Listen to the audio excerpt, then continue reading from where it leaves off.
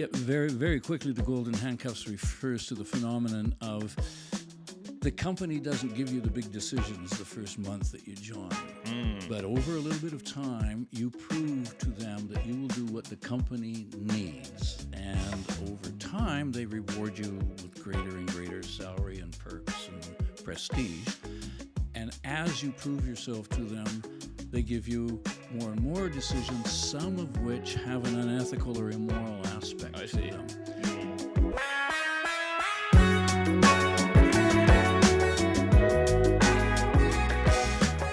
All right, everybody, welcome back to Island Time. This is episode 11, and we've got a very special guest on today. His name is Bruce Ballam. He was Curtis's and I marketing professor. I would say he's definitely one of my favorite professors I've had at VIU. I can speak for Curtis when I say that as well. 100%. He's been a marketing professor for, you said, how long? A long time. Decades. A long time. Decades, he says. So, welcome to the show. Oh, delighted to be here. Thank you very much for having me. Yeah, of course. I wanted to get started by asking you, so you said you've been a marketing professor for a long time, but what got you into that? I was in love with a girl in grade 12, and she was in my physics class, and I wanted her to be my physics partner, so I really boned up on physics. And the counselors at university said I should go into sciences and become an engineer. So I went into sciences and bombed. And it was horrible. So I looked around to see, well, what could I do? Yeah. And, it took me a couple of years to what could I do, but it ended up being marketing. So I graduated in marketing and got a job. And the one thing about marketing that is really cool, it's not, say, like history, where the Battle of 1066 was always fought in 1066. But in marketing, sales techniques, advertising techniques, pricing policies, those change. And now we got digital marketing, which is an entirely new world after the traditional marketing. So it continues to stimulate. It doesn't lose its appeal. No, not at all. Yeah, and we learned a lot about that in your class. But that was one thing that I never realized until... And we were just in 160, so it's just entry-level marketing, right? It's like the first class you would take if you want to go into that career. But one thing I found interesting that I think you really emphasized, at least in that class, is it's more like the human behaviors that don't change and the psychology behind marketing rather than we got this new beer for sale. It's better than the last one. It's not really about the product. It's more about human behavior around it. Yes, it is, and that's why it continues to be interesting because humans are pretty interesting. Yeah. I think one of the biggest things that I see that I retained from that class was those hook words that, or I forget exactly what the phrase was that you used, but the words like up to, I see that everywhere now, everywhere. I see up to 99% of germs killed, and it's like, okay, well, that means nothing to me. Yeah. Yeah, but it sounds pretty impressive. It sounds 99, cool. Yeah. Yeah, well, that's advertising, and specifically what that was all about was just being able to circumvent the truth in advertising legislation. So that here are Ottawa guards of humanity preventing us from being influenced by unsavory and incorrect advertising, and the advertisers. It's like shoplifters. You can have all the shoplifting prevention techniques you want. They'll just figure out how to beat them. Yeah. And they're always a step ahead. And it's the same thing as advertisers. Yeah. They're a step ahead of all the legislators, 5 steps ahead of the legislators. Right. That's crazy. So, Bruce, when you finished, university, did you go instantly into teaching, or did you start working first? Or here's something that a lot of people who are still in university may not appreciate. But when people are looking for employees, they realize they aren't going to get the top of the top experienced A-plus student every time. They know they're going to get somebody, and all they really care about is, has this person got the wherewithal to learn? And if they got the perseverance to stick with us through all these trials and tribulations. And if you can fulfill those 2 obligations, they'll take you. So when I graduated from university, I got hired as director of market research. I'd had one market research course. But I got hired. I would not have hired me. I knew how pitiful I was. I knew that I was not up to snuff and couldn't perform at a sort of everybody else there was feeding their family, putting a roof over their heads, and they needed me to perform at their level, and I knew I had nothing like that in the bag. So just they're looking to hire somebody, and if you got those two things, you got a good chance. Yeah. No, that's interesting. So in that situation, did you just kind of like put your head down and just learn as fast as you can, or was it like a struggle, or how do you approach that situation? Eyes up, ears up. A lot of listening. We had one guy came in, he was a doctor, and he was going to be head of our medical research department. He knew everything. He knew everything. If you listened to him. If you listened to anybody else when he was out of earshot, not so much. So just keep your eyes open, keep your ears open, and as opposed to, say, school, where sadly we are encouraged to do things for marks and grades and credits. Once you get into industry, this is your reputation, this is your livelihood, this is your future, this is your career. Pay attention. Yeah. You know, if you were in professional sport and your coach said, I don't need you to run this pattern, I need you to run this pattern. You listen and you run the pattern the coach suggests. You just don't go ahead and say, I know, boys, trust me on this one. Oh, man. When you say that, the thing that comes through my mind is when, I don't know if you watch NFL, but the Seahawks, when they threw the ball, instead of giving it to like one of the best running backs in the history of the league. I watched that game. Yeah. So but still, they listened to the coach. It was the coach's call. Yeah. And he made the call, and they paid the consequences, right? Didn't they? Yeah. They haven't had a shot at that in a long time. Oh, for sure. But We're worse than that. I have a lot of respect for Tom Brady, the NFL quarterback who's won more Super Bowls. Well, he got that Super Bowl too, and he didn't need to get it. Well, he shouldn't have had it, but he got it. Yeah, the ball was like what? It was 1 yard line. 1 yard line. Yeah, and it was only a 3-yard pass. Yeah. And I can't remember the guy's the running back, Marshawn Lynch. Yeah. Devastated. I think it was Malcolm Butler that intercepted it. And I think it was his retirement year, wasn't it? He was done after that. Lynch? I think he was done that year. Lynch went somewhere else. Oh, he did. After Oh, that. did he? For you're right. Vegas, I think. You're right. Yeah. Yeah. But then he was done shortly after that. And that was his time to get his Super Bowl. Yeah, it's unfortunate. It is sad. Definitely. So Bruce, when back to what you were saying, so like you graduate university and then you go into the field. A lot of my friends that are in different programs now, they're saying as soon as they've graduated, they've learned in the first year more than their entire degree. Is that kind of your similar experience in marketing as well? Is that once you're in the professional side, you just absorb so much information? Yes, it is. The value of the university education is probably twofold. Number one, you really learn how to learn new concepts in an effective and efficient manner. And number two, it provides the groundwork for all this learning that's going to be available for you in your first year of work. So without that groundwork, you wouldn't even realize half the learning that just passed in front of your face. It would just go by, just like a stream. You wouldn't even know it's there. Yeah. So you wouldn't know what you're missing. Yeah. No, Makes sense. That's what it's been for me entirely. For me, my university experience has been more about the like little skills like public speaking, communication, like that you do with your peers throughout. It doesn't matter if you're in marketing class or psychology or whatever, but those little skills that you develop that are very employable if you try at least.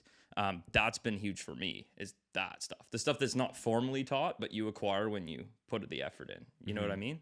Yeah. So, yeah, it's interesting. Yeah. Which company did you start working for right out of? I would prefer not to say because I left them. It was a moral crisis, and the less said about who they are, the better. Okay. But they really opened my eyes. I don't know if you two remember the class we did on ethics, the golden handcuffs. It's too bad if you don't, because that's the whole reason I got into teaching, was because my entire university career, nobody ever told us about the golden handcuffs. Can you give us a little bit of a overview of that? Very, very quickly, the golden handcuffs refers to the phenomenon of the company doesn't give you the big decisions the first month that you join. But over a little bit of time, you prove to them that you will do what the company needs. And over time, they reward you with greater and greater salary and perks and prestige.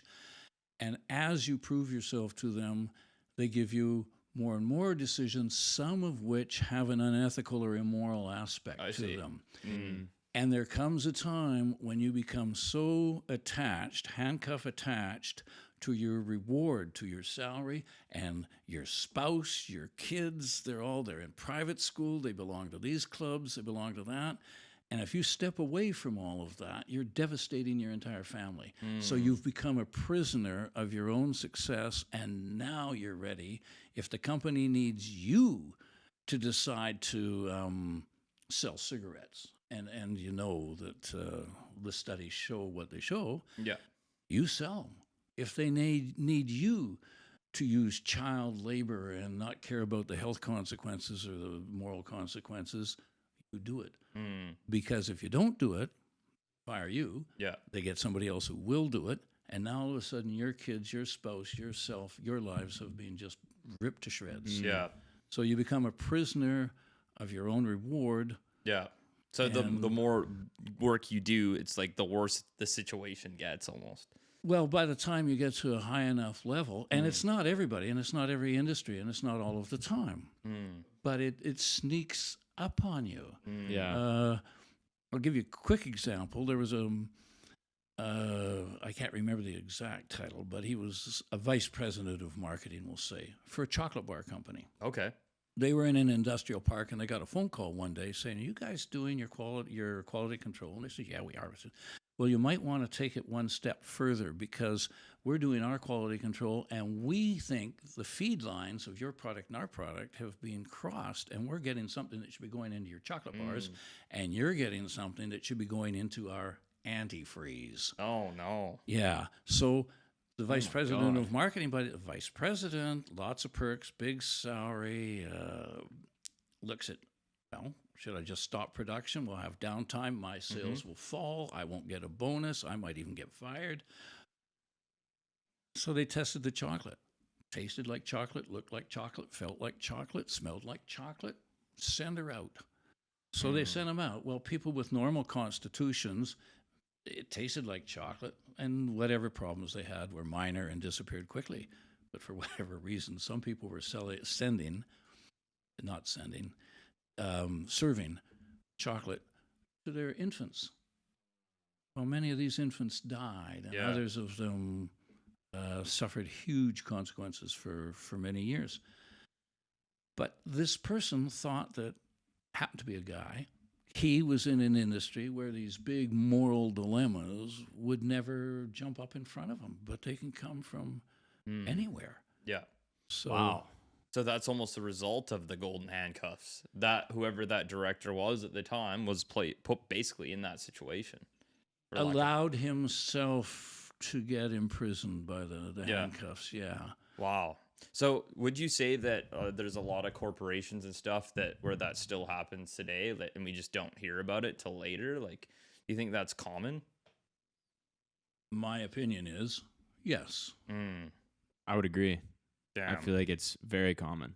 And I feel like it's also not just with big corporations, but I feel like it's happening with corporations and companies that we don't even know about, and a lot darker things. But with your experience feeling like, oh, my family is relying upon me, I have to keep doing this, I feel like there's even companies out there that are doing a lot worse, that are, making even more threats and have you in those handcuffs that they just won't let go. Well, that's the point of handcuffs, and the handcuffs actually serve the stockholders, right? Because the handcuffs are designed to make people make choices that serve the company's bottom line much better than it serves society, or the choices serve society. Yeah. And it's always the stockholders that's the bottom line. Yeah, totally. Wow, that's unreal. So you didn't, it wasn't too long until you jumped into education. How did you know that that was like kind of where you wanted to go? Well, two things. Number one, as I mentioned already, none of us in my graduating gang knew anything about this. Nobody mentioned it to us. We didn't even get a chance to realize we had to decide for ourselves. Yeah. It was pretty much just an insidious thing. It didn't happen to all of us, but it happened to more than me. Yeah. And eventually, many of us made our own decisions. Some of us quit. Some of us just kept trucking. Yeah. But we all realized it happened. So the first thing is, I thought, I want to do something that will help people appreciate this so they can make. I don't care if they decide they're the person that's going to poison the population. That's their decision, but I want them to be aware of how they got to the position, Right. Yeah. and decide for themselves if they want to aspire to that. Right. And so that was the first thing. The other thing is, teaching is so much fun. It's just most teachers who've thought about it a bit will say that the very first thing you teach, and students are geared towards learning this too, is you teach yourself. I mean, you know which teachers you can game. You know how to game this teacher, how to game that teacher. You know all of that. You learn the teacher first. Then maybe you'll learn all the capitals of provincial Canadian provinces or something. Yeah. But first, how do I game the teacher? Right. And Yeah. Interesting. So it's kind of like you knew instantly, like it wasn't necessarily the subject matter. It was like more about the relationship with the student, like that sort of thing, or when I was a very young kid, I grew up in I don't want to say an unusual circumstance, but not a very common circumstance. When soldiers came back from the Second World War, they got a government grant, and many of them used it to go to university and begin or continue their studies. Some people used it to buy houses, and my dad and mom used it to buy a house, which meant that we had tons of people. I don't want to say partying like it was a frat house or something. But yeah, on Fridays, Saturdays, Wednesdays, if there was a ball game, they'd come over, and it was a fantastic social environment. So, different ages. Yeah. There weren't as many gender identifications back then, but whatever gender identifications there were, we had them. We had different cultures there, and different activities. Some people maybe in one room would be talking about politics, and in another room they'd be singing and dancing, and in a third room there'd be poker, and they were just doing whatever they felt like doing to socialize. Yeah. And I was just a little kid, so was my brother, and we just wandered around and we saw all of this interaction and got a really good idea of how people respected each other and were courteous. And even when there were disagreements, there were hardly, in the years and years and years, there was one fight. And it was between one of my friends and one of my brother's friends. It was nobody that my parents had invited over. Ever. Yeah, classic. So just got a really good idea of enjoying the company of people. Yeah. And that's one of the beauties of teaching is new students keep rolling in. So you get to meet new people and, hear their stories and laugh with them. Yeah, absolutely. So It's pretty cool. It's really cool. I agree with you there. Like working in the industry I work in, serving people, like meeting new people every single day and having conversations and learning about new careers that I had no idea even existed. That's one of the coolest things about my job is I say, what do you do for work? And they tell me, they manufacture bolts for a certain type of car. And you don't even think about those things that go behind it, right? So yeah, I can totally see that. And you also get to see people at a pretty cool time of their life where they're first figuring out, finding themselves. They're so eager. They're so curious about the world. And you see these like really cool personalities before they be fully formed into an adult where they are them true selves, but you probably get to see how this person what they're going to be like, or, their values. And you really get to see what a person is like in this raw form before they even really know themselves. Yes. And one of the things you didn't mention that happens as time goes on is, sadly, some people become jaded. And all of a sudden, daily life is a grind. And they're not so excited about it. Right. But at the age they're at university, there's tons of expectation, hope, choice, just all sorts of things to make them really excited about being there. Well, not just being there, but being alive and being in that situation. Totally. Yeah. Since you've been in the industry for a while, like, have you seen a change in how students are now compared to, say, 10, 15 years ago? Let's go a little further back first. Yeah, sure. Okay. I taught in the province of Quebec, in a suburb of Montreal for a little bit. Well, I taught a few other places in Quebec, but in this particular place, it was a junior college, the same as actually VIU was when it started, because VIU started as a college. Not as a Malaspina. Malaspina. Yeah. Anyway, when I was teaching there, I had a night class, and with my night class, I had a budget to take them to the pub. And it was only a couple of times a semester. The golden days. Yeah, they were the golden days.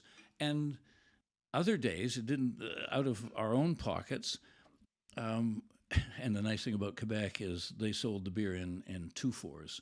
I don't know if you know this, but if you go to Quebec, you can get a 64-pack of beer. Well, I have friends from Ottawa, and they just literally cross over because it's way cheaper. You can buy it younger, and maybe that's another thing too. So it makes sense. Well, these 64s, they come in a plastic bag, so you can put ice in them. Oh, nice. You can't keep 64 cold while you drink them. You need ice. Yeah, totally. But at any rate, we had, I would buy, I wasn't the only guy. Like, there were tons of teachers. Like I said, whatever gender identifications were going on then, it was all of them. Yeah. Would very often, if they felt like it, just buy a 2-4 and sit on the hall floor, with their back against the wall with their 2-4 there, and whatever students came along were invited just to sit down, have a beer, and we'd chat about every damn thing. It could be baseball, it could be poetry, it could be anything. Yeah. And that was an era when there was a different dynamic between the instructors and the students, and even the students who were there because they wanted to get good marks so they could get into a university, and get good marks at university so they could go to law school or whatever. Even they understood that this was just part of the student life back then. Right. And even so much so that over the years, my wife and I would have parties, and it would be an upper level class, and we'd just have a party for them, and they'd all come over, and we had a wonderful time. Yeah. That's awesome. There was a different relationship, and the conversations, as I mentioned, were not revolving around what's going to be on the next test. And, it was stuff that was central to life. Genuine conversations. Yeah. So that was back then. And that's cool. Yeah, that didn't last, did it? No. And I don't know if it was ever out here, but it certainly was in Montreal. Yep. Back then, did you find that more people who were at university wanted to be at university because they were pursuing that because they knew the career that they wanted was there and that they had to go to university for it? Whereas I feel like today's society pushes post-secondary on a lot of people, and people who don't know what they want to do just go to it because for the sake of going to it. Do you find there were more people back then that wanted to go because they actually wanted to get the career?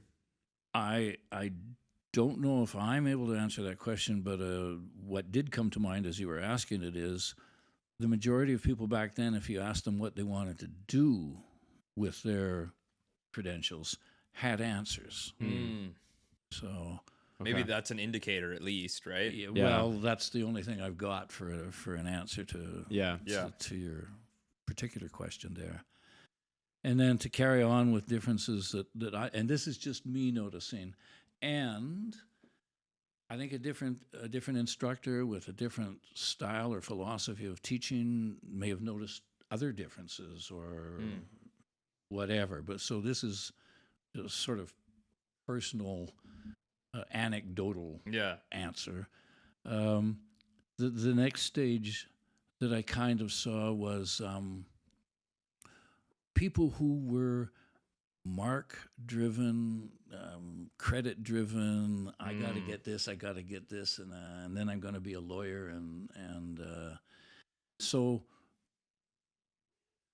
it was sort of like their education. They would learn something, but at the next way station, they would just drop it off. They didn't need it anymore. They'd passed the exam. They got their A or whatever it was they were after, and so it just didn't seem to build at all. It was, I'll get it, get the mark, and be done.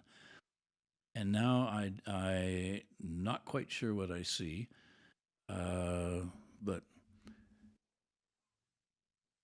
there's a little bit of I don't know what to do, which is fine. If we really had a true university setting, there are lots of people, myself included, who think it should be in a large part exploratory. You know, try some. That's what I started with. 100%. I was in like general studies for my first year, at least, maybe year and a half. That's when I was in your class because I was just trying out different things. I was like, why not? Right? Yeah. I think it makes sense for a lot of people. Well, it does make sense. But on the other hand, there are some people who financially would find that too big a luxury or too big a self-indulgence. Fair enough. Yeah. Absolutely. And if you're in that situation, Yeah, and I don't blame you for not going into school, but I mean, we've had the conversation before about, school being good for so many different things other than just the classroom learning. In fact, for me, it was honestly more than just the classroom learning. It was the connections, the networking, the personal skills, the, public speaking, the event planning, all these little things that I learned outside the classroom. I feel like those translated a lot over to me. There was certain classes that stood out to me, like accounting. Even though I did terrible in that course, I still found it very interesting. Marketing, but I think like a lot of those experiences that I had, just being surrounded by these young people who have like similar mindsets to me, who I can really connect with, and also, we have like similar goals. Like for example, Curtis or my friend Dustin.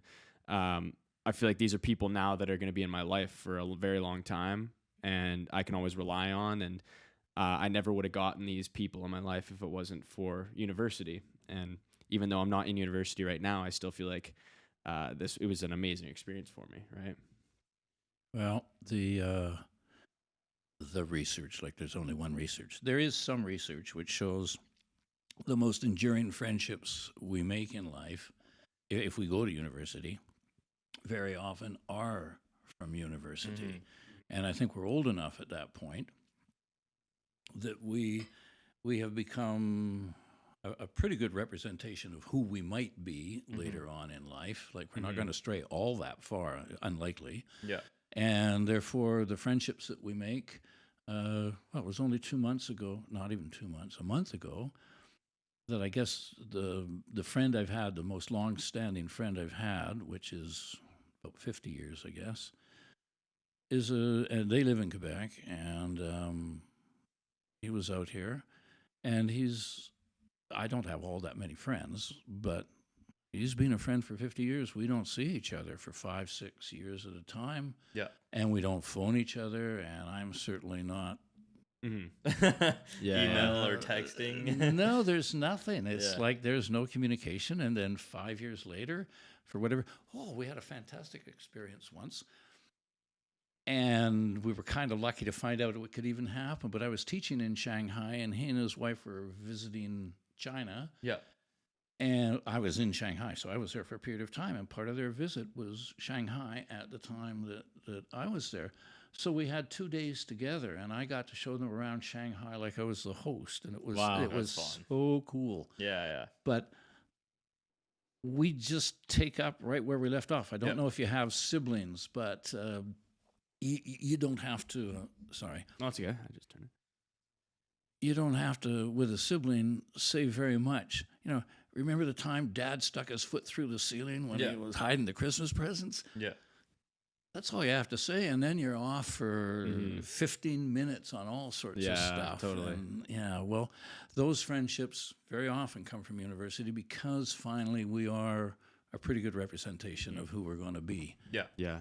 And those experiences that you share with them, it's just like stuff you remember for the rest of your life, right? It's nostalgic. Nostalgic. There's it's exciting. so many it's new. funny. Yeah, exactly. So, you don't even have to remember some of them. The police blotter will make it perfectly clear. There you go. Yeah. Yeah, exactly. Well, that's one of the reasons why we started this podcast as well, was because I know, Curtis and I hang out a lot and we have a lot of conversations, and the fact that we can have all these conversations, or a lot of them, on record and have them, filmed, and we can look back on these, what was our week like in 2023 or 2022, when I was a 23-year-old kid, and I can look back at this in 25 years or whatever and see what I was doing at this time. And I know it's going to be very different in my life then.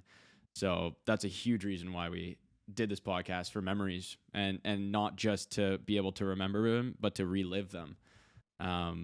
And I'm sure we're going to look back at this podcast in 25 years and be like, damn, that was a cool moment. Remember when we got our professor on the podcast and we had an awesome conversation? Yeah. I don't know. It's pretty cool. Oh, my opinion again, and I never really finished answering your question about differences in students. Yeah, but true. We can get there. Come back to that, yeah. But this is a partial answer to what I see today. And you're talking about these memories and being recorded. And it's okay in my mind because you're engaged. You are the people making the memory. But I have seen people with their phones, and they're standing in line. They're one of the privileged 7, as somebody who's just won Wimbledon walks by and is shaking hands with everybody on the way to the presentation. And here's this one guy in the middle taking a picture of it. He's not involved in his own life. He had a moment that was right in front of him, and he did nothing with it except record it. But it wasn't his moment. It was, I could read that moment and see that photo in a magazine or somebody else's TV program. Totally. Yeah, you see that a lot, and I can tell you right now, I bet it was a lot more than one person. It was probably 90% of the people with their phones out, especially when you look at sports crowds today and concerts. And now it's no longer lighters, it's cell phones.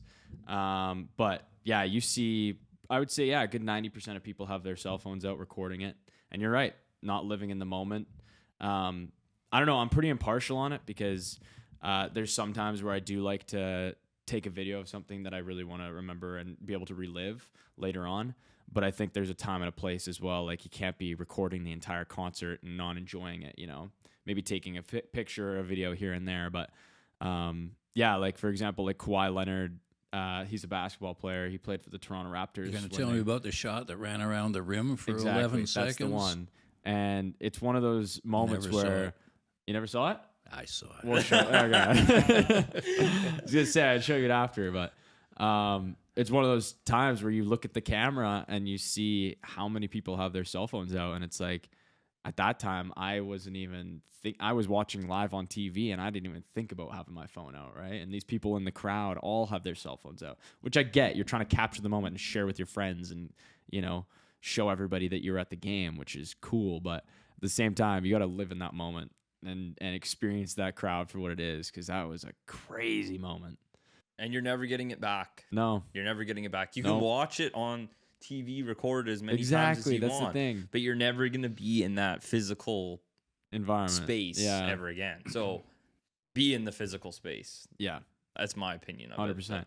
They should start putting rules on concerts and stuff. No phones? No phones, baby. I don't know. Leave them at the door. Bad. Yeah. Yeah. Oh, who knows?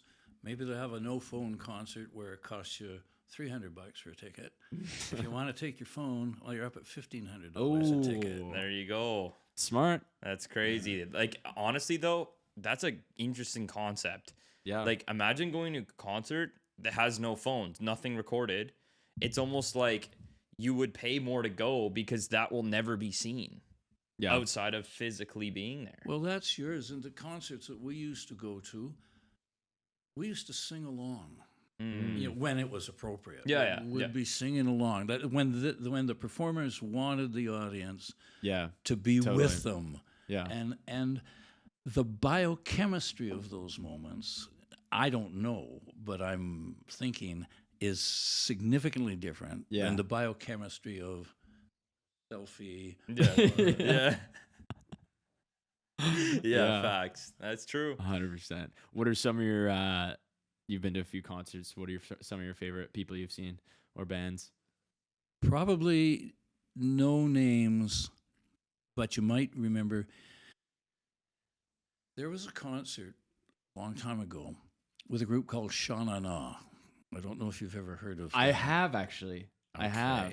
I've definitely heard of this. Well, Sha Na Na was basically, they had wonderful harmony and wonderful voices. And they would just do the boop, boop, ba-doop, Sha Na Na. Background sort of things. That was their thing. And they were the headliners at this concert. But before they came on, and I've forgotten his name, but that's the problem with decades. Anyway, American Pie. Yeah. Okay. Yeah. I can't remember his name for the moment. Stifler? No, not the movie. Oh, the song American Pie. I drove my Chevy to the levee, but the levee was dry. Okay, I'll find it right. Sorry, I thought you were talking about the movie. No. I thought you were talking about the soundtrack in the movie, honestly. No, talking about the song. Don McLean. There we go. There he is. He had a couple of other songs that were really well thought out. One was Nixon had a daughter. Well, he doesn't. He's not around, but his daughter is. Trisha Nixon. Okay. And this guy sang a song to Trisha saying, Trisha, tell your daddy this, this, and this. Because Nixon wasn't listening to anybody. He was president. He wasn't listening to anybody that disagreed with him. So this guy wrote a song to Trisha saying, tell your daddy. He had an American Pie. It's iconic. And he was on as the lead-in singer to Sha Na Na. And the people who were in the concert, they were still busy getting their seats and chatting and not paying attention to him. A lot of us were. And that was the first time I ever heard American Pie. And two things happened. Number one, I absolutely adored the song. Mm-hmm. And number two, it really hammered home. And we all know this. And we've got many examples. Each of us has our own bucket full of examples of you just don't know what anybody has to offer. Yeah. I was at a pub with one of my classes in Montreal at a metro station, and we were just finished for the day, and people were going home, so we went for a beer. Yeah. We're sitting down, and I don't know, we're about 8, so we've got a couple little tables together. And here's this, I was going to say this old guy, but he looked old to me at the time. He's younger than I am. But at the time, he sort of leaned over and he asked me, he says, who are you people? Because we were having a good time, laughing and talking and lively. And so I sort of told him who we were, and he says, oh, lovely for you. And so I just asked him an innocuous little question like blah, blah, blah. And about 3 sentences later, he didn't volunteer this. He sort of got led to it. It turns out he was a survivor of the Dieppe raid on France back in the Second World War. Oh, wow. When hardly anybody survived. It was one of the Canadians' biggest war tragedies. Mm. And here he was a survivor, and he had these fantastic, well, for me, they were stories. For him, they were very sad memories. But he was willing to share a couple with us about how, well, really sad stuff. Like here came, a boot just floated by, and there was half a leg in it. Yeah, and just It's moments like that I just it doesn't feel real to me, because you hear these things, you see these things on movies, TV shows, whatever. And we live in such a time, especially Curtis and I, growing up, where we've just been so sheltered and loved and given so much privilege that we haven't been had to suffer through these things. Tough times. And it's moments like that it's like hearing it almost doesn't feel real, but you can feel something, some sort of energy that's like. Well, just a sec. My generation has not known any tragedy worth talking about. Really? We were born after the Second World War. Maybe there was a little What about recession. the Vietnam War? Anything like that? Canadians weren't we weren't impacted like the Americans. Okay. Nobody drafted us. If we went Right. to war, I got a story quickly about Canadians in the Vietnam War. I lived in a little village north of Montreal, and we were a tiny little village, 1,500 people. But right next to us, the Mohawk, they were called Indians. The Mohawk Indians from Montreal had a leisure reservation that bordered right on our, city limits, village limits. So they would come to our hotel and our grocery store for supplies and a beer and whatever. And I got to know a few of them. And one of them had been a member of, I don't know if it was a platoon or something, but there were 17 people in it. And they went to Vietnam. They chose to go to Vietnam. They went there, and they were the only platoon that came back with 100% of their complement. They didn't lose a single person. Damn. And that just never happened in Vietnam. Yes. But in Canada, we didn't get drafted. No parents had to worry about their kids being sent off to that just horrible experience. So we haven't had a tragedy. And then came COVID, and quite frankly, I didn't feel that it was a tragedy. Yeah, I agree with you there for sure. So I have a interesting thing to add to that real quick. I still have my great grandmother alive. She's 100. She just turned 104, and she's lived through all this nonsense. Yeah. She was born just after World War I, just after the Titanic. Yeah. And then she went the entirety of World War II. She was alive. Oh, could you back up a little minute for a real tragedy she went through? Yeah. She went through the Great Depression. That too. Yeah. Yep. Yeah. Oh, I can't imagine. So for her, like, COVID was stay in your house. She's like, check. Yeah, I'm doing that anyway. So it's like, it's her. nothing. Why are these people complaining? I've been through all this. You guys can stay home for a few days. Like, so it's just interesting how your perspective completely changes your reality when you've been exposed to like severe, like. But you're right. Up in Canada, we have been lucky. Like I mean, privileged. Very privileged. Definitely. Yeah. I mean, I obviously blessed just the RNG gods. Just I was born here, right, on the island, and I love the island. I've traveled around to so many places. Here will forever be home because it's just such an amazing place. Like totally. Yeah. You got it very good here. Yeah. I wanted to ask you. You talked about teaching in Shanghai. What was teaching across seas like? Well, I've taught in Colombia and South America. I've taught in France. You taught all over. Oh, wow. I've taught here and there. And the one difference with Shanghai was they didn't share many of the cultural, the same music, the same. I mean, even in France, they have very similar, different entertainers, but a lot of similarities. They import it, we import it. Same in South America. I mean, they've got salsa and a bunch of things that we're not all that strong on, but they, they knew Elvis, they knew the Beatles,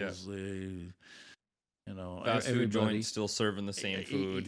So they got it. And then in Shanghai, which is the most, my opinion, the most westernized Chinese city of all. I mean, they dress with Western clothes. They eat Western junk food. They listen to Western music, watch Western TV, but don't use language structure the same way that any place else I've taught. Okay. So if I was trying to create a little trail of words that would lead to a concept or lead to wherever we were supposed to get to with the course, very often they were the birds ate the breadcrumbs and they couldn't follow me. Yeah. So did you have to learn the languages of all these places, or did you teach in English there? I taught in English. Like I think this was before we started the podcast, but I mentioned that I can't.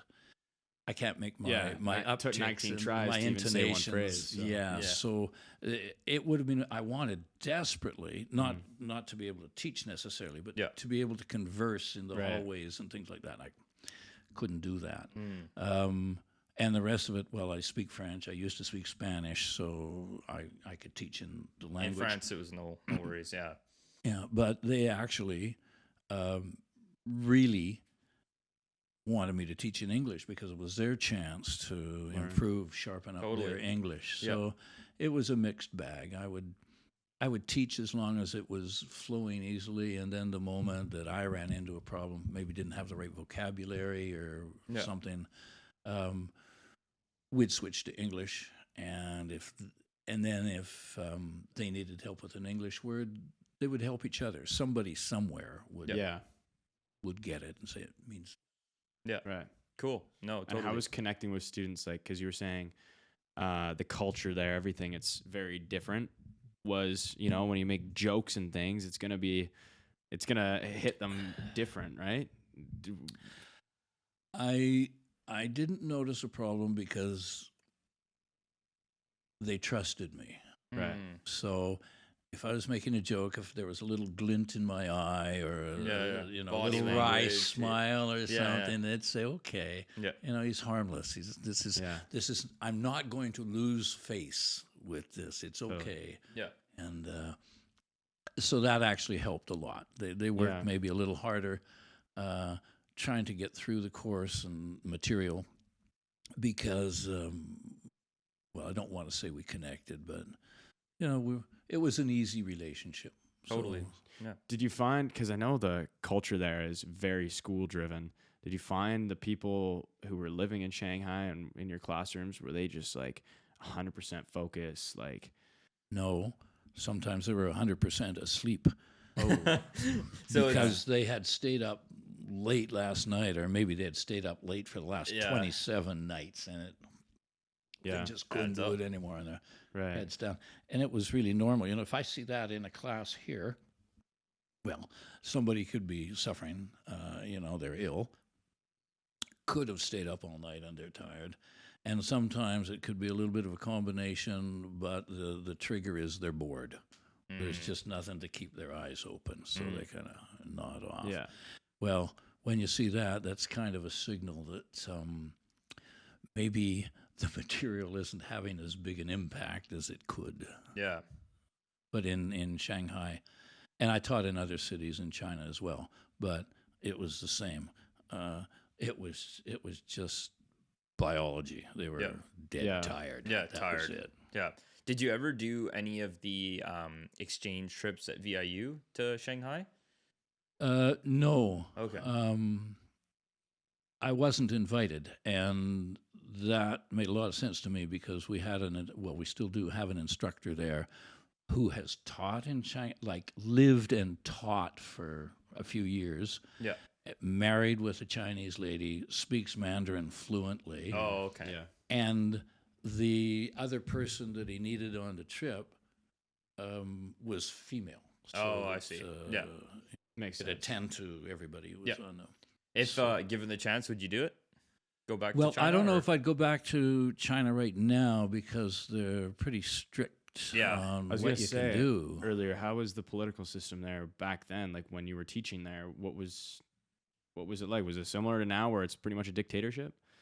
Well, it's always been a dictatorship, and although in the Western world we kind of have a negative connotation of that, Yeah. a dictatorship sure gets some things done. It might not be where we would be comfortable living, but if we'd grown up in that dictatorship and understood all the social norms and conventions, it's really easy, and they get things done. They just decree, this is how it's going to be. That lockdown that they had, a year or a year and a half ago in Shanghai, it was a very severe lockdown. People weren't even able to get out of their own little apartment complex. Yeah. Like you couldn't have left here. It's like the size of this room sometimes. And you would have to have food delivered and everything, and that was it. And very few people. This is a city that has 44 million people who need to be fed every day. That's crazy. That's Isn't wild. that? Can you imagine the logistics of that? Oh no, it's crazy. But out of those 44 million people, there were scant few. You could maybe count them on your fingers, a number of people who tried to scurry around outside the restrictions and maybe go and see their sick mother or whatever. Very few. Here, right now in Alberta, with all those, oh no, sorry, not Alberta, Nova Scotia. I was listening to the news this morning, and the Premier of Nova Scotia said people, he was really mad. He wanted to tell them, wanted to swear at them. Yeah. 6 different occasions and people had open burning fires when they were completely forbidden. But these people felt that doesn't matter to me. Yeah. I'll do what I want. I'm safe. Nothing's going to go wrong here. Yeah.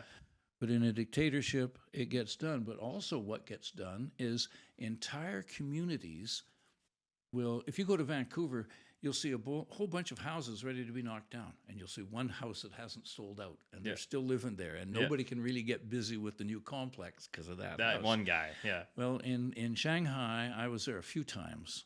Quite a few, actually. And one time I was there, and there was this old village, a village that had part of Shanghai, but it had been there for a few centuries. And then I went one time, the next year, it was all gone. And they were building high-rises just like we would see in Vancouver or Toronto just like or that. somewhere. Every one of those people, dictatorship, you're moving. Here's where you're moving. Yeah. And they had places for them. Yeah. There's no discussing this. Yeah. You're moving. Yeah. And then you look at their huge hydroelectric projects and everything. They just get all the companies and tell them, this is what you're building. Yeah. Yeah. They don't go, well, I'm BOSA. I want to build a shopping mall. Not this year. Yeah. You're building the hydroelectric project. Don't you think with that, though, people are living in fear most of the times of their life, and they never know what the government's going to tell them what to do? Okay, only my opinion. And I made friends in China, adult friends. Every once in a while, they got told to do something they really didn't want to do. For instance, the university that I taught at, one year it was pretty much not exactly downtown, but really central and easy to get to where you wanted to go anywhere. Mm-hmm. And these people all had bought houses, which is very hard to do, near, somewhat proximate to where they were working. Mm-hmm. And then the government just decided that this university was going to be relocated. And they have a university town where they have, I don't know how many universities, but 10 wouldn't be exaggeration. Mm-hmm. So these people, they scrambled around. They made living arrangements, travel arrangements, whatever, because they had now to go many miles and more than an hour to get to where they were working, and the same thing coming home. Made their arrangements, and then the government told them this was temporary. Now you're out at the airport. Well, that was even harder to find places to stay, longer travel. They just did it. They could try and go somewhere else and find another job, but they had a job as long as they did what the government told them what to do. Yeah. And I listened to them, and they were disgruntled. But at no point would they have made their disgruntlement known to any person in an official capacity. Yeah. And they just accepted it. Mm-hmm. It's the way it is. Like, you look at our government tries to coddle us. They really think they know what's best for us. And they do all sorts of things that are very expensive that don't really need to be done. Mm-hmm. We've got, this is my opinion for whoever is listening here, and anybody will disagree with me, I don't mind, it's my opinion. We inconvenienced tens of thousands of people on the Malahat while we put in those cement median dividers there. And you know what that was to do? That was to prevent maybe 3 accidents a year, maybe the loss of life for 2 or 3 people. That was a lot of expense that maybe could have gone towards diabetes education, which would have saved tens of thousands of lives. But we didn't use the money for that. Yeah. We saved 1 life. And that's what the government imposes on us.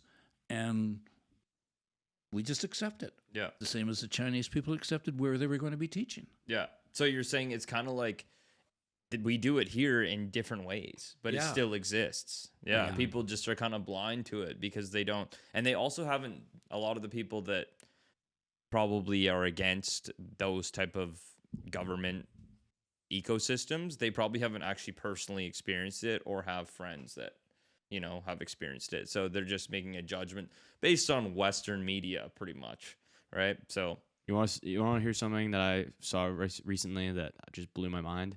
There was this guy, older gentleman in Ontario somewhere, and there was this community garden that people were able to attend and, you know, put their vegetables and plants and whatever in there. But it desperately needed a staircase built from the garden up to the sidewalk. And so this gentleman, he decides to build it himself because the government refuses to do it. They say it's going to be a $90,000 project or whatever the number is. So he builds this beautiful wooden staircase, builds it up to the sidewalk, and he does it over a few weeks, whatever. And the government just completely tears it down, rips all of it out, and says it's a safety hazard and that it can't be put there. Where was this? This is in Ontario somewhere. I forget exactly where. I remember the story. So yeah. Crazy. So it's like this guy goes out of his way to do what the government won't do. And it's almost like, I'm sure it's not, but it feels like it's an ego thing. And they're like, nope, you're not going to do that. If anyone's going to do it, we're going to do it. But we're just going to tear your shit out of there. Yeah, crazy.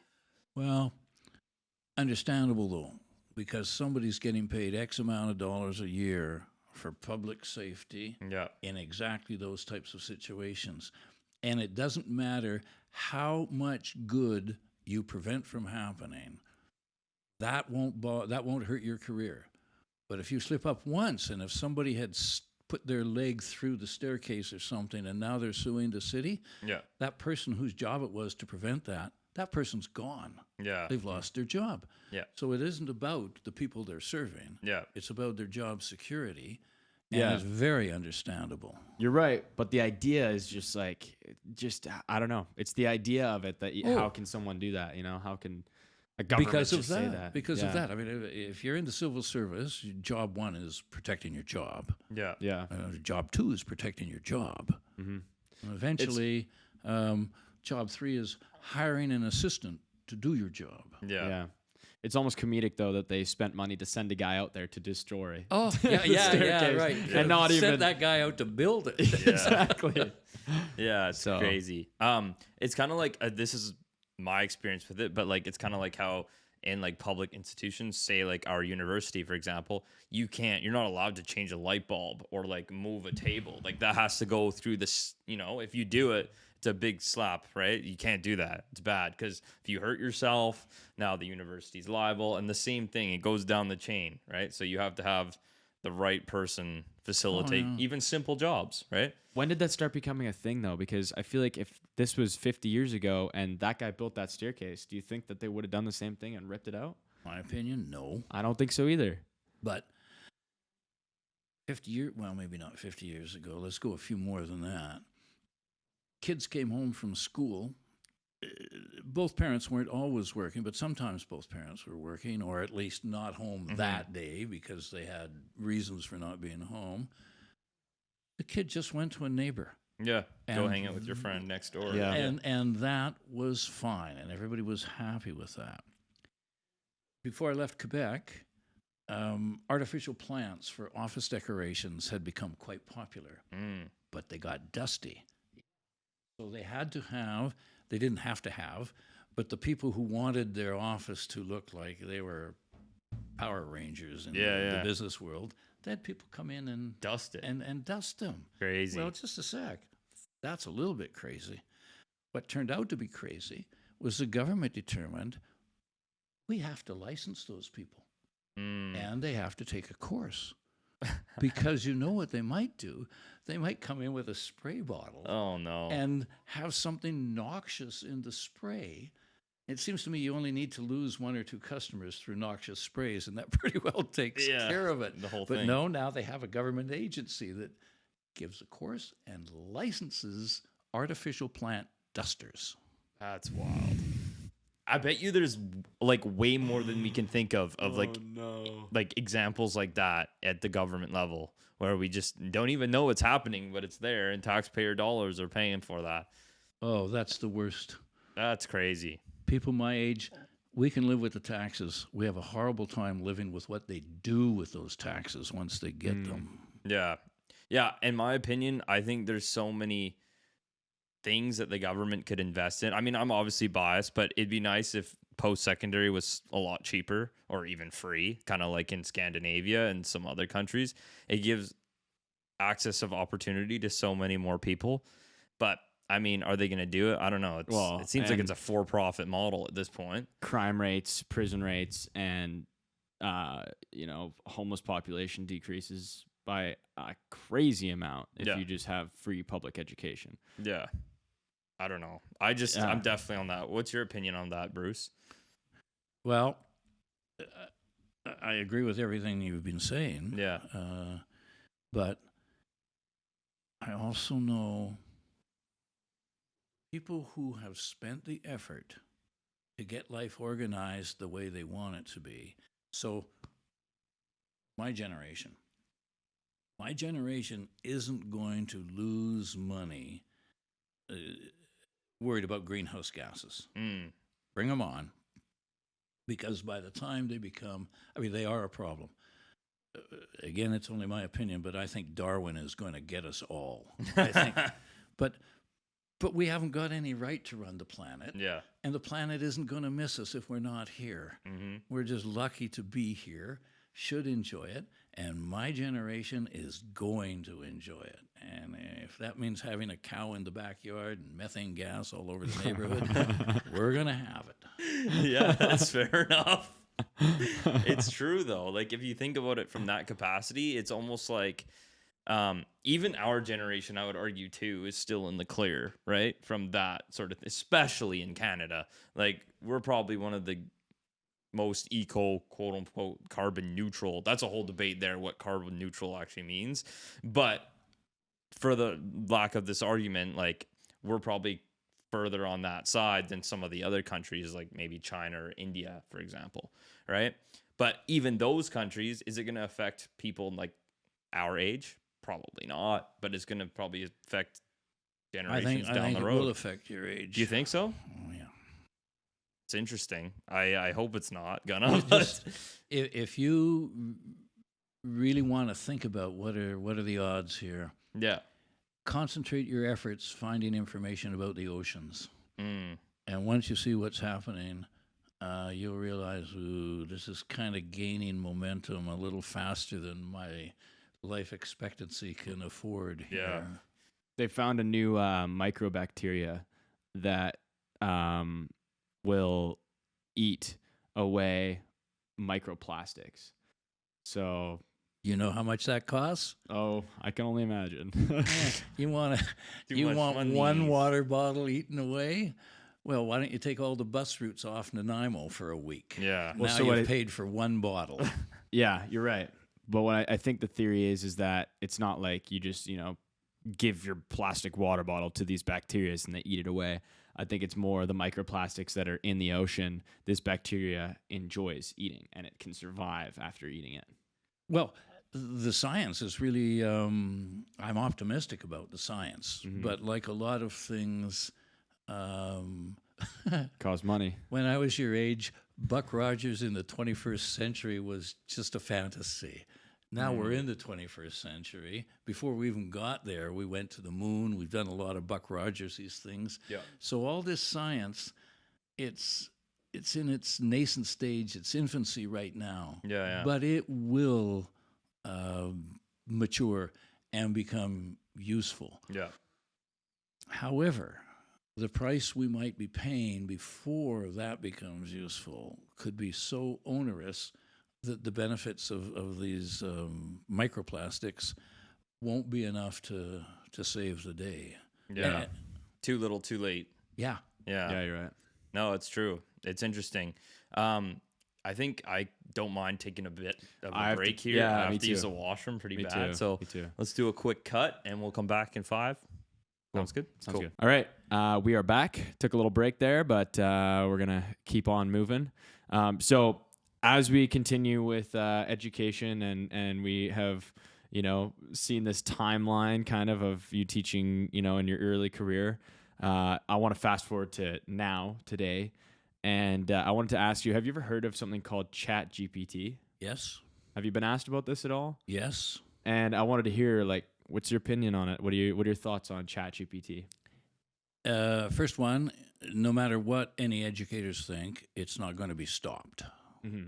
I agree with that. 100%. Agreed. Yeah. Ding. Yeah. Yeah. So what we have to do is help the students realize what it does for them. And can I just go back a sec and start with Google? Okay. I've been in classes and I've asked students questions, and instead of using their brain, they used their thumbs. Yeah. And asked Google, and they came up with Google. What I would really like to ask the people who think that Google, followed by chat, you know what? Grade 6ers can get the same answer. Grade 8ers, grade 4ers, they can all get the same answer. Nobody needs to pay you to get that answer. What makes you revenue worthy? It's not Google and it's not chat. Yeah. So do you think these technologies, because since you've been teaching so long, you've been exposed to when Google came out, when spell check came out, now these AI technologies, do you think technology's now at the point where some profs may have to adjust how they teach and stop worrying so much about information in, information out kind of thing, where you just regurgitate stuff but don't retain it? See what I mean? I won't speak for any other profs. That's their business, and I've seen people who don't teach any way near the way that I teach, who are very successful, even revered professors. Yeah. So I don't have any comments about anybody else. It's just I know why I'm teaching, and it's not to get answers for tests. And when we look at AI, and it depends which scenario you listen to or which person you listen to, but AI, artificial and intelligence. And intelligence, yeah. But AI, in some people's minds, could just end up eradicating humans. We would be unnecessary. So that's at one end of the spectrum. At the other end of the spectrum is, boy, if we could ever benefit and live in harmony with AI, we'd be off to the races. We'd be curing diseases within years instead of centuries or decades. Yeah. So there are lots of wonderful things that it's going to be doing, and not just in the medical world either. Yeah. AI will come up for a solution for our oceans much faster than humans ever. Humans won't come up, in my mind. My only concern is, what if the solution is eradicating humans? I don't think it's going to happen. Doesn't that sound like Darwin got us? Yeah, it does. Yeah, well, I'm a firm believer Darwin's getting all of us. He's harvesting every single one of us, and the planet will carry on. Yep, absolutely. Yeah. I think so. I read this book. Do you know who Neil deGrasse Tyson is? Have you ever heard of that guy? He's an astrophysicist. Obviously not. No. Okay. Well, he's. He had his own show. I think he's very similar to. I was described by Megan, actually. She was like, I asked her, do you know who Neil deGrasse Tyson is? She's like, yeah, he's like the Bill Nye of my. Yeah, that's fair. Fair enough. Yeah. Got it. So he's, again, another professor. He's really good at breaking down science and astrophysics in a way to be able for anyone to be able to consume it. And so he says that every 30 years, there's kind of a change in society. And if you took someone from 30 years ago and you placed them in today's society, they would feel like they're in some sort of, simulation or they're an alien, basically, being in this planet. Like if you took an iPhone and you went back 30 years ago, they would look at you and be like, you're committing witchcraft. What are you doing right now? And every 30 years, that seems to keep happening. And so then you get these scientists trying to predict what's going to happen in 30 years. For example, I forget what year, maybe the 50s, 60s, AT&T is saying, hey, come with us And have you ever wanted to fax from the beach? Well, now you can send faxes from the beach if you come with our company, and this is the future that's in front of you. But in 30 years from when they were talking, that wasn't even, no one even dreamed of faxing from the beach. In fact, faxes became obsolete almost. And so, like, even in the story Back to the Future, you've seen that movie. You know how when he's getting fired, Marty McFly, he gets 3 faxes. He get a fax machine in his living room, in his bedroom, and I don't know, in his closet or something like that. And so that's what their prediction was back in the 80s, that in 2015 we're going to have 3 fax machines, not just one. But they never have this idea of thinking. They're always thinking parallel. Everyone's thinking parallel rather than exponentially, is what, you know, Neil deGrasse Tyson says. And we're always thinking that, you know, what we have right now is just going to, you know, quantify a little bit. But in fact, in 2015, fax machines pretty much don't even exist anymore. It's email. It's, you know, we do have printers because we still need paper for certain things, but it's all email. It's all on the web. It's all in the cloud. And so his prediction, his theory as a scientist in 2023 now, was that we're going to be living in perfect harmony with AI. We're going to be having cures. We're going to have the perfect cure for cancer. Mental illness will no longer be a thing in the year 2050. And he has just all these predictions of what's going to happen. And honestly, like I remember thinking as a kid, like, there's so many inventions that are happening around me right now, and so many things that already exist. I'm like, what else could they invent, right? Like, what else is there? We've thought of everything. And then all of a sudden, now I'm 23 years old, and I'm seeing AI technology that I never even dreamed about as a kid. It's like Star Trek for a lot of people, you know, talking to this robot saying, hey, call whatever his name is and do this, or look up this. People always thought that Star Trek was never going to be a thing, and yet now we're living in this generation where I can just say it to my phone right now, and I've literally got Star Trek in my phone. So, yeah, we're living in a cool time, and I think in 2050, by then, I think cure for cancer, cure for most diseases, we're going to be living in harmony, and I think I agree with him. I don't think we're going to have to be super afraid of AI, but I think we're going to have to be afraid of the people who are in control of it. So I don't know. That's my opinion. It's very interesting. Well, back to your point, Bruce, about like this tech, you can't really fight it. I don't know if you know, but in some of the high schools, teachers are on that same wavelength. They think there's no point fighting this. Like, the kids, if we try to ban it, they're just going to use it anyways, and it's going to cause all sorts of situations where back and forth, and like people will get like claims of cheating when they're not, and then there'll be students that are cheating and getting away with it. It's just an endless shit show, for lack of a better word. So they've actually been teaching students to utilize it in a way that they can think critically about how they're doing it, rather than don't use this at all, this is bad. Instead, it's use this to make your work better, and use that and think about what it's giving you. Don't just take it as what it's giving you and submit that. Take it, think critically, and fix it to make it something that is your own, right? Yeah. And I think that's leaning towards somewhere where I would say is a better place, because, yeah, it's definitely a game-changing technology in terms of what the current education system supports.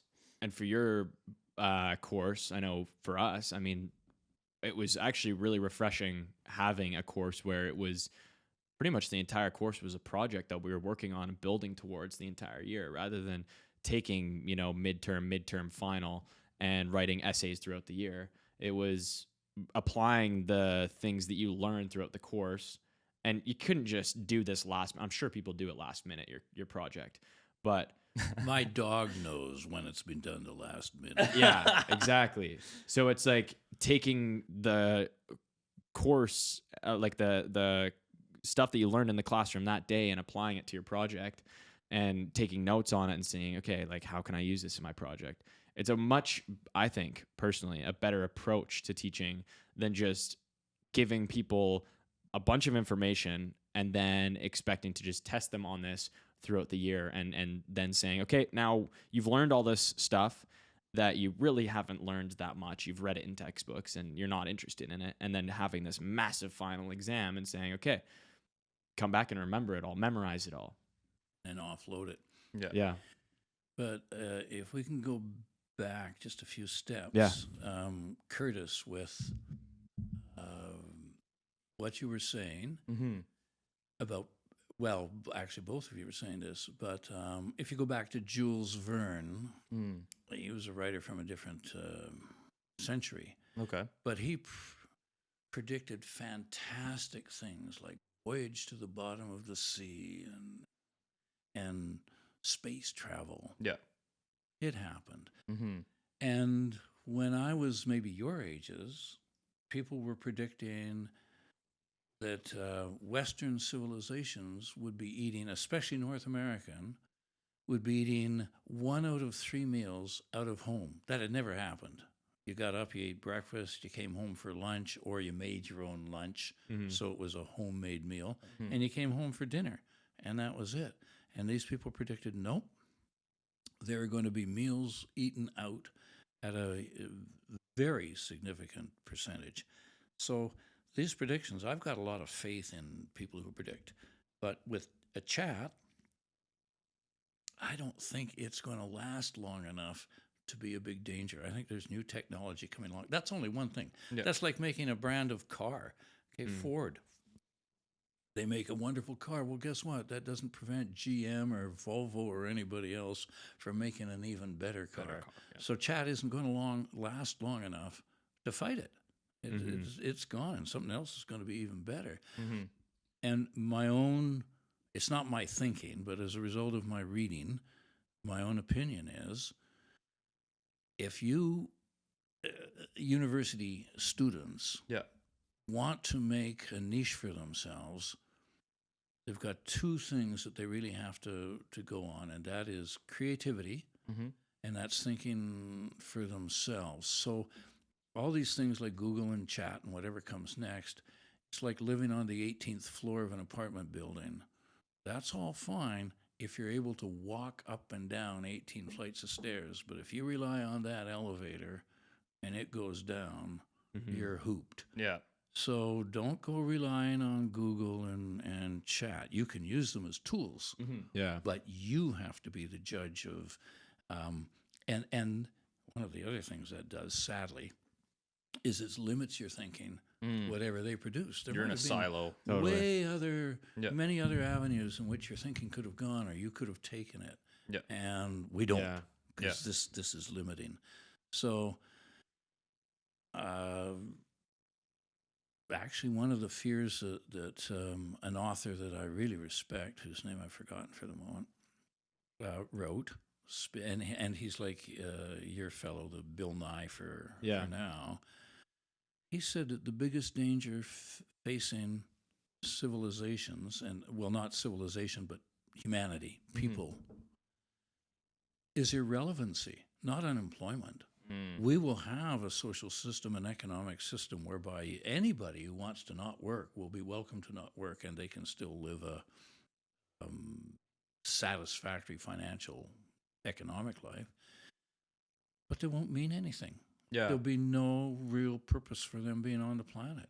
Nothing. Not even. Yeah. I think it's kind of like our point earlier that we were talking about, is when people retire, then they lose that sense of like fulfillment that they don't realize they had for their entire career. There was a marketing prof when I was working at VIU who took early retirement. And it was a nice package. Yeah. Very appealing financial package. And he told his mom that's what he was going to do. And of course, she was mom. So she was 20-something years older than him. So maybe 90. Yeah. And she said, I think you're making a mistake, dear. Because the moment you retire and you're not relevant to any particular group of people, you become invisible. And I know this for a fact. If I'm at VIU, I see people. People smile, I smile, we talk. It's all good. Yeah. If I go to Woodgrove Mall and walk around, people your age take 1 nanosecond of glance at me, say, old guy, not worth my time, not worth my trouble. And I'm just dismissed. Like Back that. to their phone. Yeah. Yeah. Well, that too. I mean, they even dismiss everybody. But when you become irrelevant, it hurts. Yeah. And it's not a thing that you recover from, because it happens tomorrow and it happens the next day, and you know it's going to happen next week. Yeah. Well, I want to tell you right now, you were definitely not irrelevant, and that's a big reason why you're on this podcast. Yeah, but I'm there. Mm-hmm. If I were just some guy, remember my Dieppe veteran? He was sitting in that pub and was nobody to everybody in that pub. Here was a guy who had a fantastic experience, should have been relevant for all sorts of reasons. He was old, wasn't. Yeah, wow, that's crazy. It's a good lesson. Yeah, 100%. I hear about that similar situation with a lot of, like, because my mom's an elementary school teacher, and she's been doing it for, I don't even know, probably 33 years now. So she's been in it for a while, but she's the type that's similar to you, Bruce, is that she's going to probably, this will be until she retires, she'll probably be full-time, 4 days a week, 3 days a week, 2 days a week, 1 day a week, until it's like, you know, you can't do it anymore physically, right? Like, that's the type of person she is. Like, she gets so much fulfillment out of teaching kids that why would you ever want to retire? Like, as long as you're capable of doing it, why do you want to retire, right? The only reason you would is if you had something else that you would rather do more. Exactly. And until you find that thing, then keep doing it. Why not? If you're physically capable and you haven't found that next thing yet, then keep doing it. I mean, my dad's an example of someone who has retired and has successfully shifted to that new thing, right? He wasn't super passionate about his career, but he is super passionate about what he does now, and he loves gardening. That's his passion. I'll give him my address.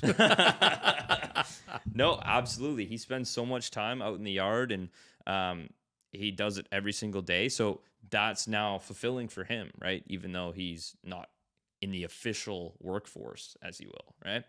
So, yeah, I just think it's instrumental. Yeah. Do you want to tell the people what you kind of told us earlier, and what you want to? No, that's okay. Thanks. You want to keep it?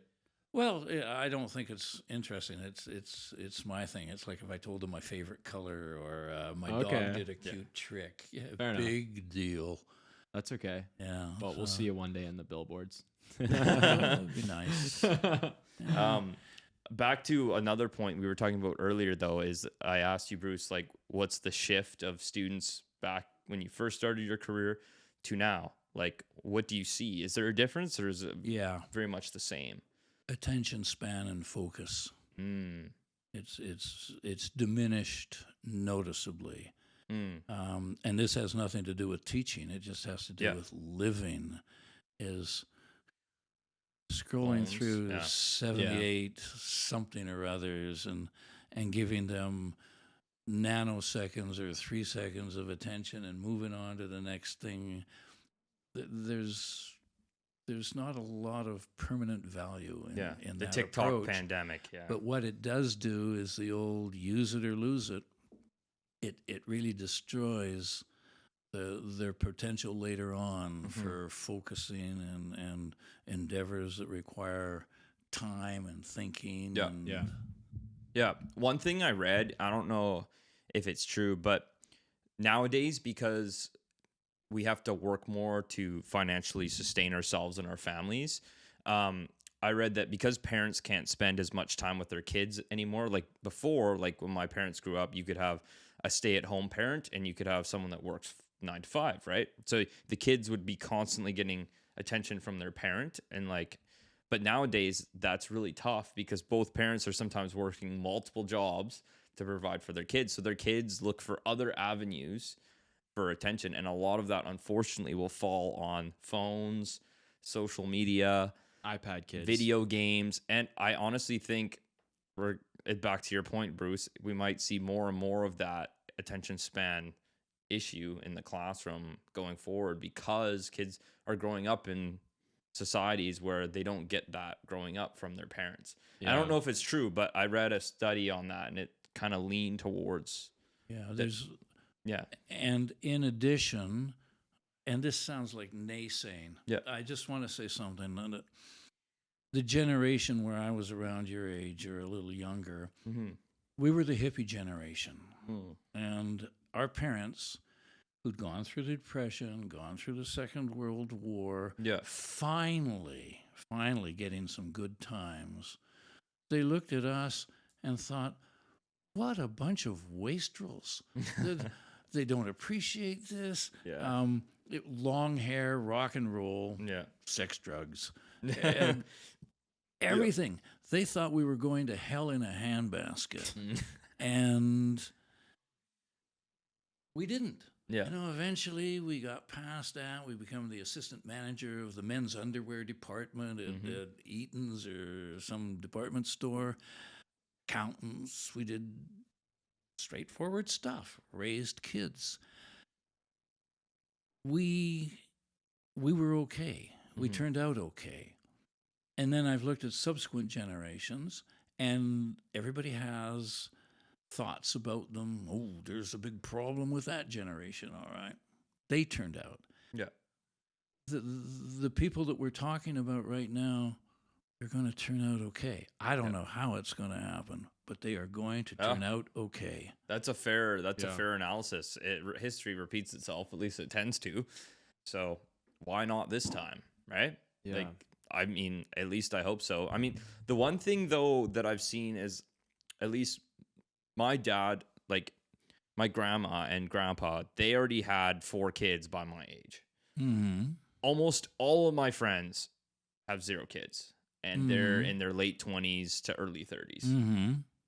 Like, that's going to change society significantly. So my personal opinion of it, to maintain our country's like society and workforce and all that, is immigration becomes more important because people aren't having kids, right?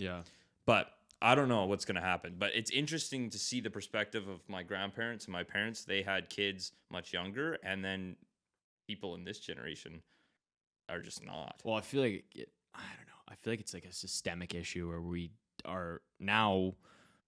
don't make enough money at our age as maybe people back in the day did to be able to support a family, or maybe we don't have the same aspirations as they did.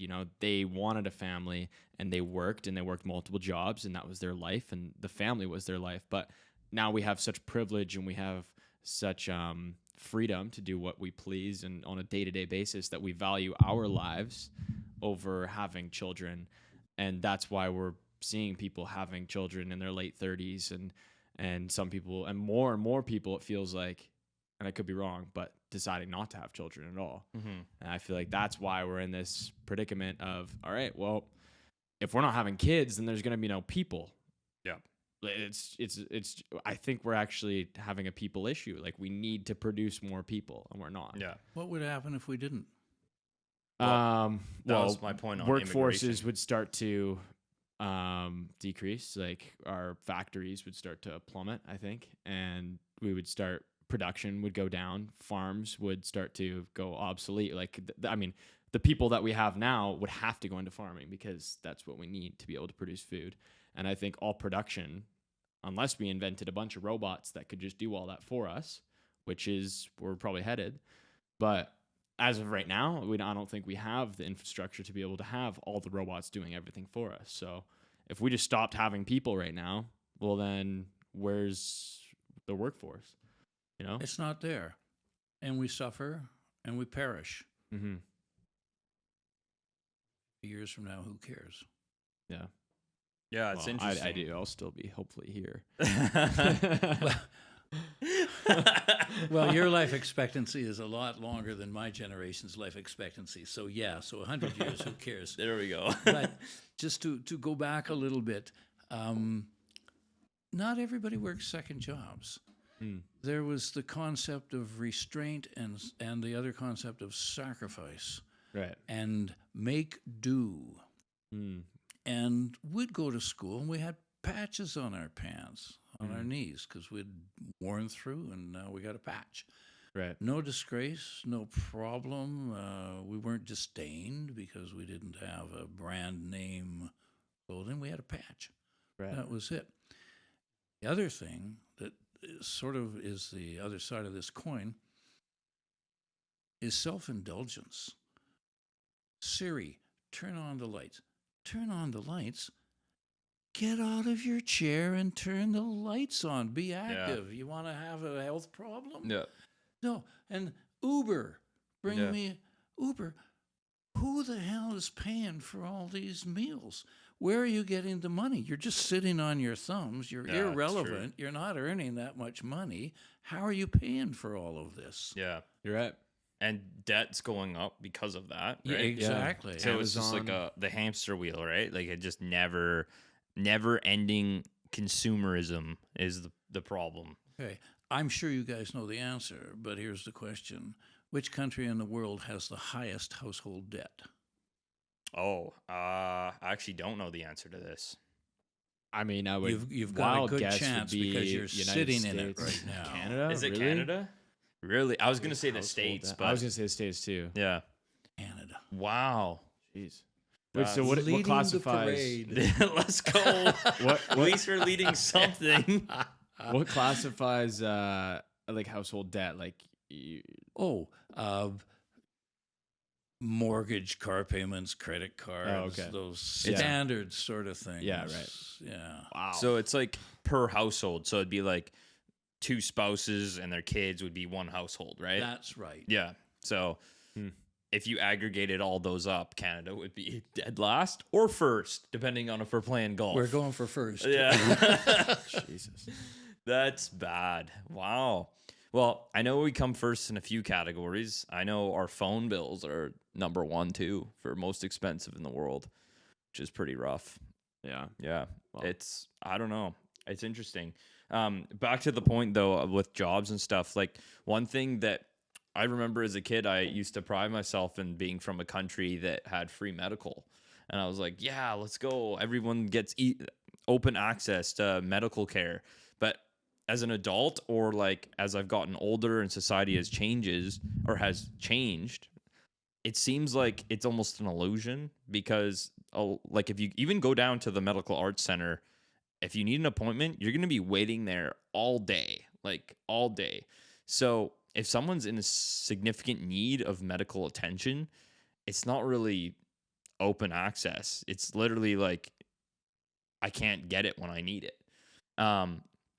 So I don't know. I just think maybe more people need to immigrate here that have those degrees in that thing, need to be acknowledged so they can actually practice their knowledge. I don't know how to fix it, but I think like in India, I think a lot of doctors, they can't just like be doctors here. Like they have to go through more schooling in order to become a doctor here. yeah. That's about to change. Is it? Yes, we Needs finally to. recognize the problem that Yeah. you've both mentioned is so significant that we are going to stop all that bureaucratic isolationism Yeah. and say, if you know how to treat diabetes in India Yeah. or You can treat it anywhere, here. Yeah. you're pretty likely to be able to treat it here. We'll, Yeah. we'll take a chance on Yeah. it. Absolutely. So it's And even about if- to change. I hope so. And The, like the you s- government is changing it. I hope so. And like you said with the car collision thing, the barrier, you know, even if there's that off chance that maybe something gets messed up, it's like the likelihood that the amount of people that you are helping, it's worth the shot. And I also, we had a pharmacist on here, Hafiz, one of our good friends. He was saying that pharmacists are now starting to be able to fill out prescriptions for you on basic meds, not necessarily, you know, oxycodone or whatever, like pain medication, but I know on certain medication. Now you can go to a pharmacist, yeah. meaning that opens up more doors rather than just filling up that medical center. Yeah. Like I can't breathe from my allergies. Well, instead of waiting Exactly. for like a day at the medical arts center, I can just go to the pharmacist and he can Like, give I me need some so I can cetirizine. breathe. Yeah. Yeah. It just makes total sense. Like, so I think we were a little behind the curve on this thing, but it's good to know that maybe we're catching up a little bit at least. Yeah. Yeah, it's unfortunate. I see a lot of my friends are international students at VIU, and they either do the MBA program or they do, if they're undergrad, they'll do the business program, but they don't often practice what they did back home because of that same problem. It doesn't translate, so they have no chance of pursuing engineering in Canada, for example, unless they go through the whole thing again. And it's just unfortunate. It would translate, but there's just a very understandable policy of protectionism. Hey, Yeah. there was a time a long time ago when doctors, they didn't want to see any more doctors. I mean, they knew they were going to come, but they certainly didn't want more than what was coming. Yeah. Because this was their bailiwick. If we have anything, we have lawyers, and they don't want more lawyers. They try very hard to get more litigation because that's the only way to more keep, business. Yeah, more business because that's the only way to keep them in business. But if they didn't have so damn many lawyers, we wouldn't need so damn many frivolous lawsuits. Yeah, that's true. It seems like, I mean, I think the States is a lot worse in that territory too. Like, it seems like people sue for everything under the sun. Yeah. Like, the court system also allows for that, though. You know, it's not like the Canada where, you know, it takes 8 months for a freaking ticket to be disputed or whatever it is. But down in the States, they'll take any case and it's like rapid fire. Cases happen all the time. You know, and depending on how much money you have, that case can be solved tomorrow. Yeah. So, yeah. I've always had this funny idea in my mind. Like, imagine John is a marriage counselor and I'm a divorce lawyer, and we're working in tandem to get as much money as possible out of our clients.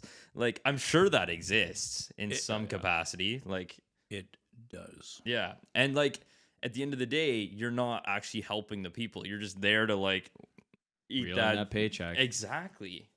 It's crazy. Yeah, man. Well, back to your profession, marketing.